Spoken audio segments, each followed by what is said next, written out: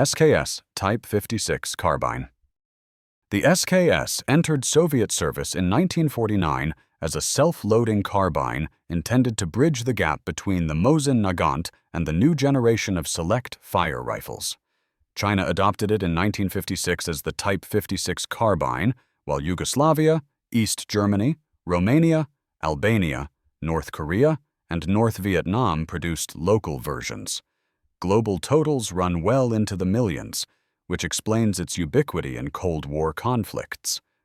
It fires the 7.62 x 39mm M43 cartridge from a fixed 10-round box magazine, loaded by stripper clips or singly. The mechanism is a simple short-stroke gas system with a tilting bolt, with a reputation for reliability in mud and humidity. Standard length is about 40 inches with a 20.5-inch barrel, and weight sits near 3.8 kilograms. Velocity is roughly 735 mph, and the practical range for a rifleman is about 400 meters. A folding bayonet remained integral early Soviet, and many European guns used a blade. Later, Chinese rifles often a spike.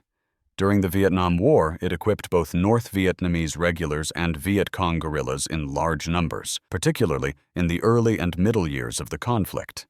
U.S. units captured thousands, and the carbine proved handy in dense terrain where the stripper clip feed was as fast as magazines in careful hands. Some U.S. training units used captured SKS rifles for familiarization and for work once they returned stateside. The SKS served as an interim arm until the AK series displaced it, yet it persisted in second-line service for decades.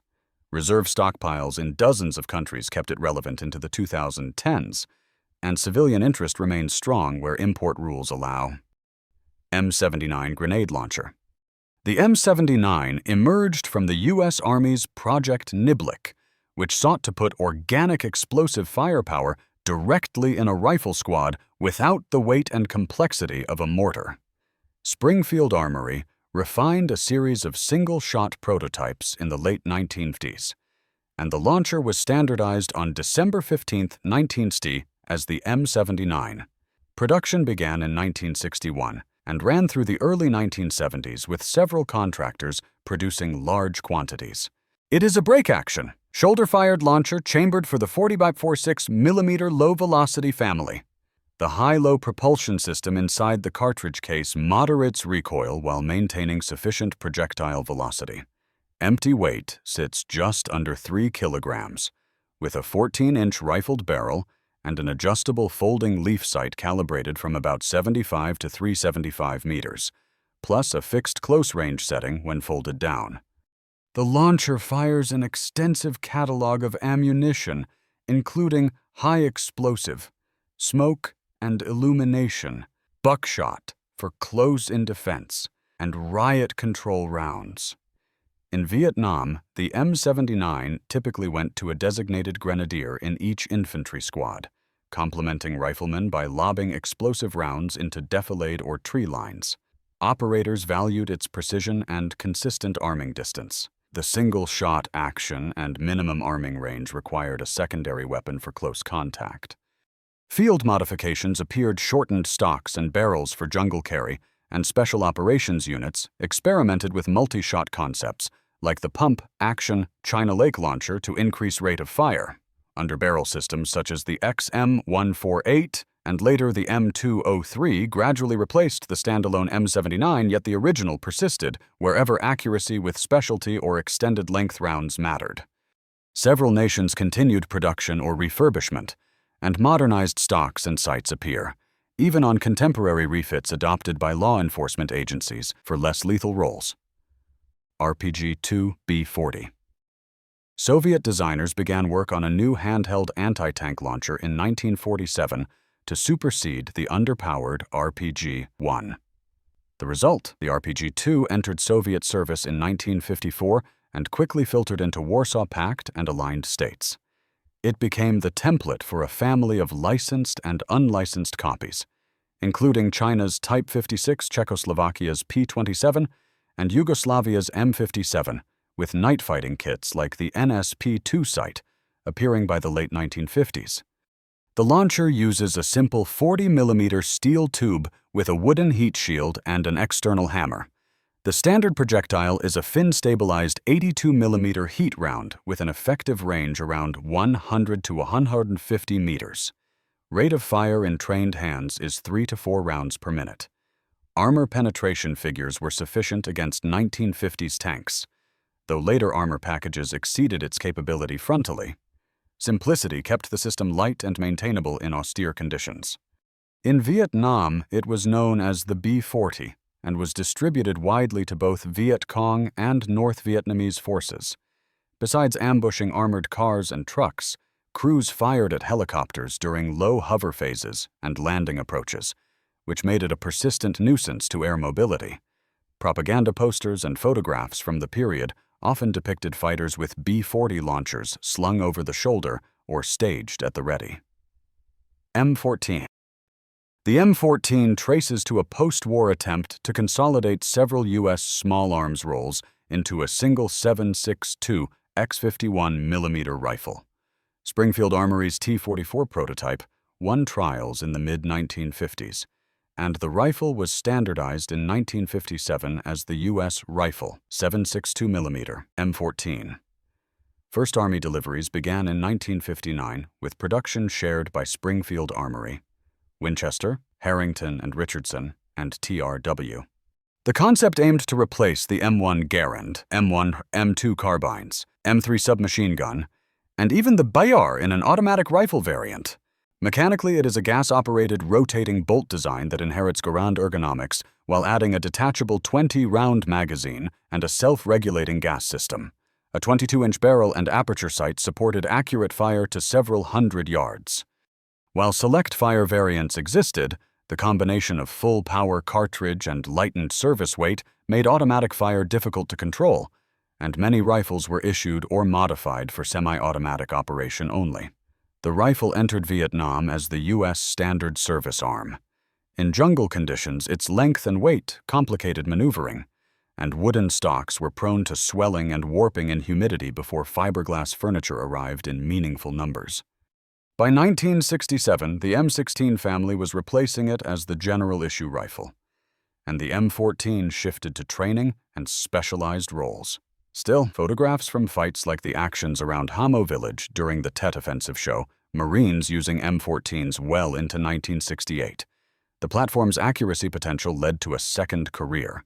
Accurized M14s became the M21 and later M25 sniper systems, and the rifle returned to service in the 2000s as a designated marksman base in modern chassis such as the Mk14 EBR. Abroad, Taiwan's Type 57 emerged from U.S. tooling, while other partners retained stockpiles for reserve or ceremonial use. In the civilian sphere, the semi-automatic M1A remains a staple, and surplus parts and magazines continue to support an enthusiast ecosystem. RPD light machine gun. The RPD was designed from 1943 to 1944 as a light machine gun for the new 7.62 x39mm intermediate cartridge, although ready near the end of the Second World War. Formal adoption lagged until 1948 with large-scale deliveries in the early 1950s. The RPD uses a long-stroke gas piston with a flapper-locking bolt and fires from the open bolt at about 650 rounds per minute. It feeds from a non-disintegrating segmented belt housed in a drum, typically 100 rounds assembled from 50 or 25-round sections that pin together with live rounds. The fixed barrel encourages doctrinal fired bursts and gas regulation to manage heat rather than rapid barrel changes. A folding bipod and wooden furniture complete the package, with a weight just over 7 kilograms. In Vietnam, the RPD was the principal belt-fed weapon for Viet Cong and North Vietnamese squads. Its controllable rate of fire, adequate accuracy, and ammunition compatibility with rifles made logistics simpler. U.S. Special Operations units sometimes adopted modified RPDs for reconnaissance missions, including shortened barrels and different belt arrangements, to keep a light team's firepower high without carrying a heavier GPMG. Production spread through allies and licensees, including China's Type 56 light machine gun and North Korea's Type 62. Although the RPK eventually replaced it in Soviet doctrine, the RPD never disappeared and continues to appear in conflicts worldwide. M60. Chambered in 7.62x 51mm NATO and firing from the open bolt, the M60 typically cycles between 550 and 650 rounds per minute. The gun uses M13 disintegrating links and supports a quick change barrel, with a bipod attached to the barrel on early models and to the receiver on later variants. Overall length is about 43.5 inches with a 22-inch barrel, and weight hovers around 10.5 kilograms in early infantry configurations.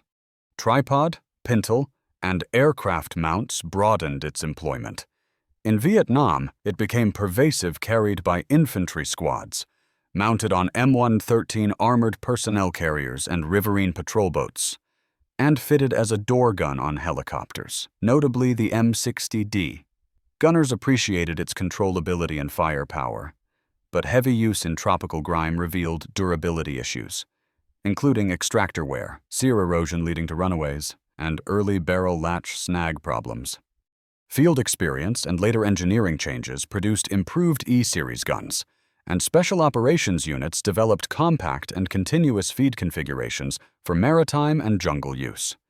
The M60 family evolved through the 1980s and 1990s into heavier duty patterns such as the M60E3, M60E4, AK-43, and most recently, the lighter M60E6 adopted by Denmark. In U.S. service, many roles transitioned to the M240, yet the M60 persists in naval and niche applications. DShK 12.7mm. The DShK fires the 12.7 108mm cartridge at roughly 600 rounds per minute. Gas operation with flapper locking keeps the mechanism robust, while mounting options range from a basic tripod to wheeled carriages with shields and extensive vehicle and tank cupola installations.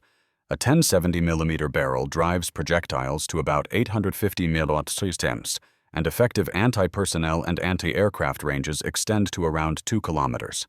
Armor penetration claims of roughly 20mm at 500 meters made it dangerous to lightly armored vehicles of its era.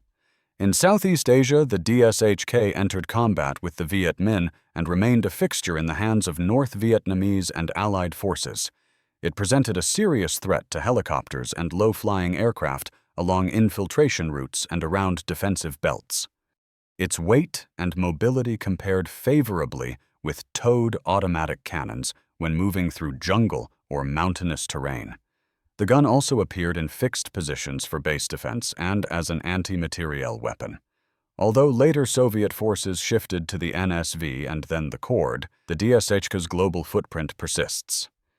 Chinese Type 54 and Iranian variants continued production outside Russia, and the design appears frequently on technicals in modern conflicts. Recent reports describe its use for counter-drone fire when paired with searchlights or thermal devices. Surplus examples and spare parts remain common in arsenals across Asia, Africa, and the Middle East. M1911A1. John Browning designed the M1911 in the first decade of the 20th century to satisfy U.S. Army trials for a semi-automatic service pistol.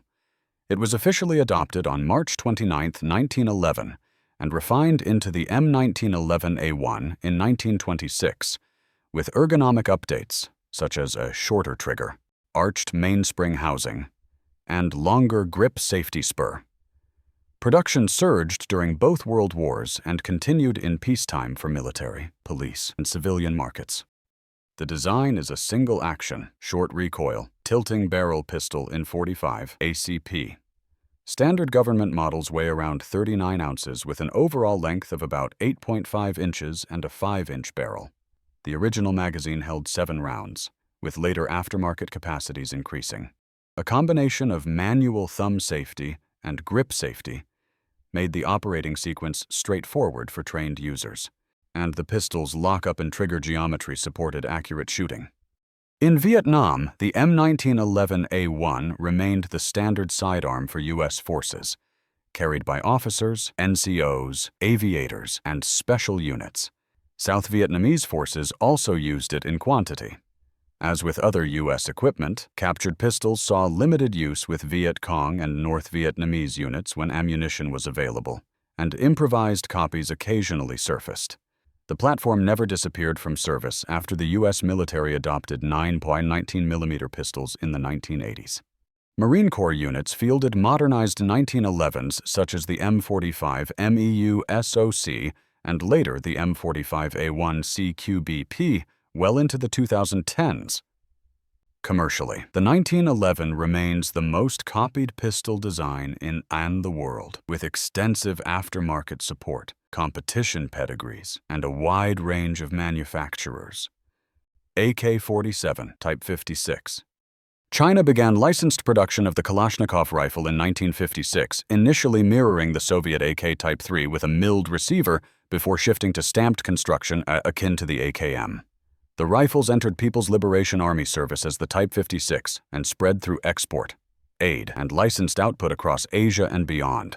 Norinco and Poly Technologies would become familiar labels for export models, while military lines covered fixed stock, underfolding, and later side-folding variants. Chambered in 7.62 at 139mm, the Type 56 uses the Kalashnikov long-stroke gas piston and rotating bolt. Cyclic rate clusters around 650 rounds per minute. Standard barrels are about 414mm with overall lengths near 880mm in fixed stock form, and weights average just under 4 kilograms.